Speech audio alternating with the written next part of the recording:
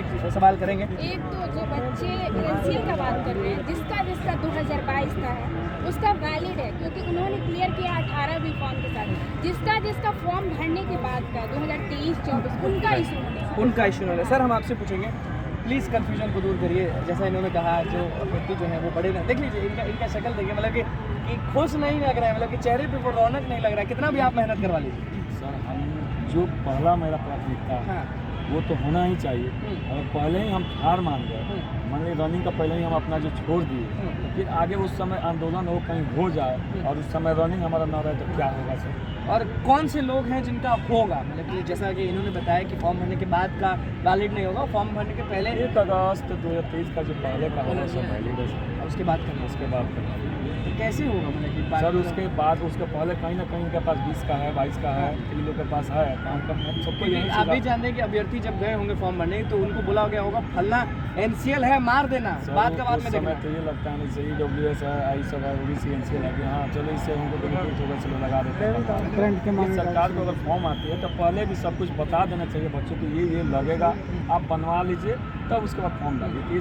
कहा जा रहा है कि जिस दिन फिजिकल होगा उसी दिन डॉक्यूमेंट वेरिफिकेशन भी। हाँ सर, जैसे कि हम फिजिकल निकल के गेट पास लेकर बाहर आते हैं, देन उसके आधा घंटा बाद अंदर बुलाया जाता है, डॉक्यूमेंट वेरिफिकेशन किया जाता है। अमित सर का कहना था, आज हम उनके पास गए थे, उनका एक चीज़ कहना था कि अगर एक तरफ लड़कियों का शुरू कर देते हैं, एक तरफ लड़कों का शुरू कर देते हैं सेम टाइम में अलग अलग जगह, तो ये चीज़ सही रहेगा। क्योंकि मान लीजिए ये भाई का है अभी जस्ट दिसंबर में 14 दिसंबर, आपका कब है? सर मेरा 11 जनवरी। देखिए कितना गैप हो गया, मतलब कि इनको तो फायदा हो हम गया। एक बात ये बता दें कि अगर बच्चा देखिए इतना कम समय शॉर्ट टर्म में ले रहे हैं तो कहीं ना कहीं बच्चा को मायूस है नहीं होगा सर, इतना हम कहने लगा नहीं वो बच्चा हमें जो प्रेशर बच्चा है सर, अभी बहुत सारे बच्चे गाँव से आ रहे हैं, चाहे कहीं पढ़ाई कर रहे हैं वहाँ से आ रहे हैं, तो उनको मतलब मेरे पास तो जन्मभूति है नहीं सर, मैं पिला दूंगा तो निकल जाएगा। साथ हैं कि नहीं आप अभ्यर्थियों का? ये है अभ्यर्थी के कि बस दौड़ा रहे हैं, एकदम दिल से बोलना है ये चीज़। आप बच्चों से ही पूछ लीजिए क्या साथ है, साथ है कि नहीं है जी? है ना, बस दौड़ा रहे हैं।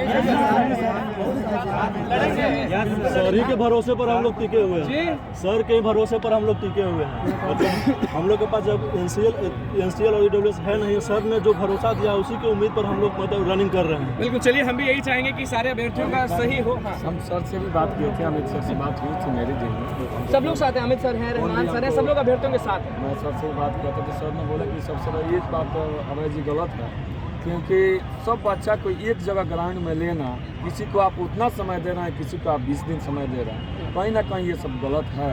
इस पर भी आवाज़ उठना चाहिए। मैं सरकार से ये भी रिक्वेस्ट करूंगा कि अगर लेना है तो सर दोनों को 2 जगह बना कर ले लीजिए, कोई किसी के पास कुछ रहेगा नहीं बोलने के लिए। बिल्कुल। देखिए अभ्यर्थी हमारे साथ हैं और NCL EWS का क्या मामला था, किस तरह से नाराज़गी है, 80% बात हो रहा था, लेकिन यहाँ जब हम आए तो समझ जाइए कि बस 5% लोगों के पास है और 95% के पास नहीं है। तो अब समझ जाइए कि अगर सरकार और CSBC साथ अभ्यर्थियों का नहीं देता है तो बहुत दुख के साथ कहना पड़ेगा कि 95% लोग जो हैं बाहर हो जाएंगे और बस 5% लोगों की बहाली हो। अब कमेंट में आप ज़रूर करिएगा कि आप इस पर क्या सोचते हैं।